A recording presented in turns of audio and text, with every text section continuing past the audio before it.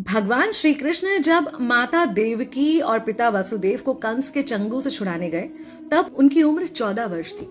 उनकी माता ने उनसे पूछा कि बेटा तुम तो भगवान हो, तो तुम हमें पहले ही कंस के चंगुल से छुड़ा सकते थे, इतनी देर क्यों कर दी? तो कृष्ण जी ने कहा, माता क्या पिछले जन्म में आपने मुझे 14 वर्ष का वनवास नहीं दिया था?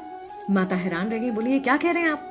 तब कृष्ण जी ने बताया कि पिछले जन्म में मैं राम था और आप थी माता कैकेयी और आप ही ने मुझे 14 वर्ष का वनवास दिया था और कर्म फल से कोई नहीं बच सकता माता, इसलिए आपको 14 साल का ये दुख सहना पड़ा। तब आश्चर्यचकित होते हुए माता ने पूछा, तो फिर यशोदा पिछले जन्म में कौन थी? कृष्ण जी ने बताया, वो थी माता कौशल्या, जो 14 साल तक अपने पुत्र से अलग रही थी। उन्होंने उस दुख को सहा था, इसलिए इस जन्म में 14 साल मैं उनके पास रहा और मेरे साथ रहने का, माता और पुत्र के प्रेम का सुख उन्हें मिला। कहने का मतलब यह है कि कर्म फल से ना उस युग में कोई बचा था, ना आज कोई बचेगा।